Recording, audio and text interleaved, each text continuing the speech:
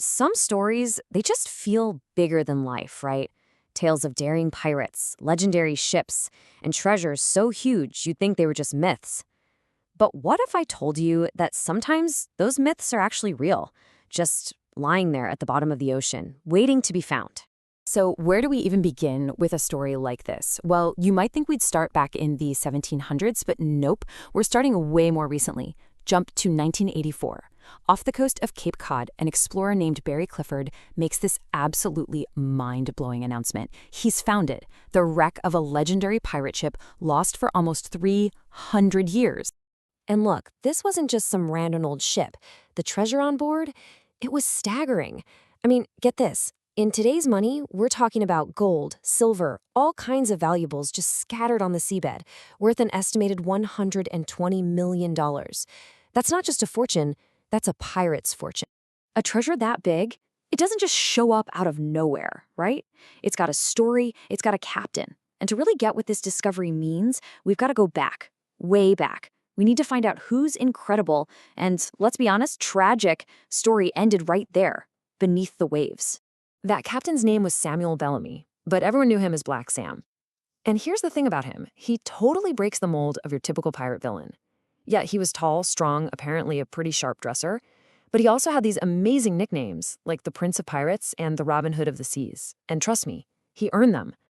And this is what makes him so fascinating. You've got this duality, right?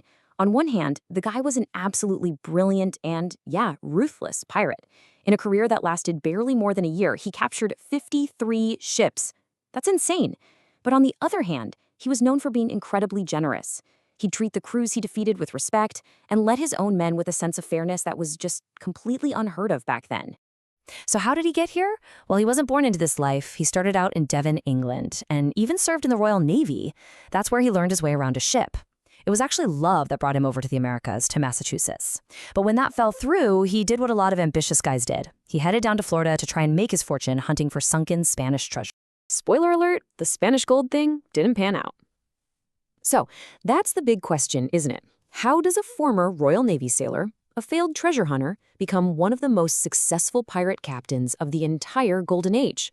The answer lies in a practice that the kings and queens of Europe found absolutely terrifying. They had a name for it, la abominable democracia, the abominable democracy.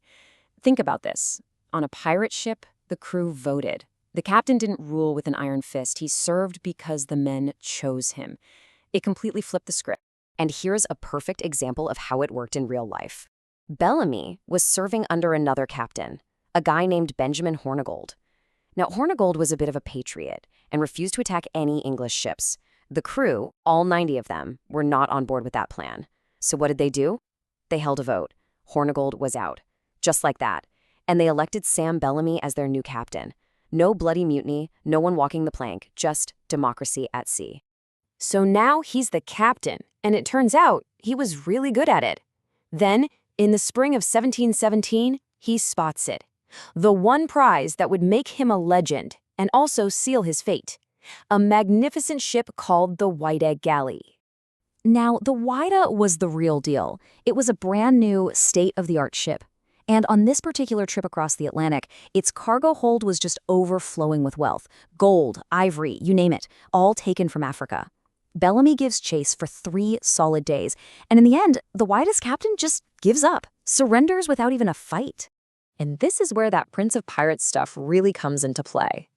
Bellamy could have done anything to the defeated captain, a man named Lawrence Prince. But he didn't. Instead, he just traded ships. He gave Prince his own ship, the Sultana, which was smaller, and just let him and his crew sail off, totally unharmed. Meanwhile, Bellamy and his men took over the incredible, treasure-filled Whydah. So he has his ultimate prize. The Whydah is now his flagship. Bellamy turns the ship north. The plan?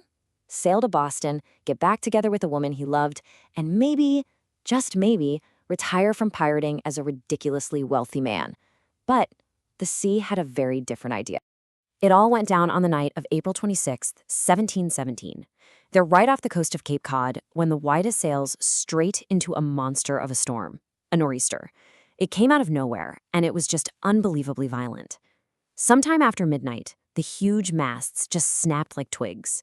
The ship, weighed down with all those cannons and all that treasure, just rolled over and was swallowed by the ocean. Out of a crew of 145 men, only 2 made it out alive. 2! That means 143 men, Black Sam Bellamy included, went down with that ship. The single greatest pirate treasure ever collected was gone, lost to the sea. And just like that, the story of Black Sam passed into legend. And for centuries, that's exactly what it was. A legend, a ghost story that sailors would tell. Until 1984, when modern science finally brought the ship and all of its secrets back to the surface. Finding the wreck was really just the beginning of the story. The very next year, divers found the ship's bell, and engraved right on it, the Whydah Gally 1716. That was the smoking gun, the definitive proof, but it didn't stop there. Fast forward to 2018, and they make another incredible find nearby, what looked like a mass grave for the pirates who drowned that night. And this, of course, led to the one huge question that everyone wanted answered. Buried in all that sand and sediment, among all those bones, could they finally have found the body of Black Sam Bellamy himself?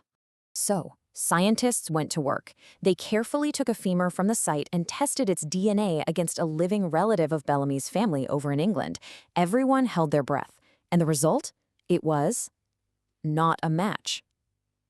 But wait, the story gets even better. Because while it wasn't Bellamy, the DNA test revealed something totally unexpected, and maybe even more important. The bone belonged to a man of Asian heritage. Think about that for a second. This one single bone gave us hard, scientific proof of something historians had only been able to guess at. Bellamy's crew wasn't just a bunch of guys from England, it was a true melting pot. Men from Europe, Africa, Asia, all living together, all working as equals. That abominable democracy that kings were so afraid of, it wasn't just about voting. It was a whole way of life. But that doesn't mean the search for Black Sam is over. Not by a long shot. Among all the artifacts, they found this gorgeous, fancy pistol, something they're pretty sure could have only belonged to the captain.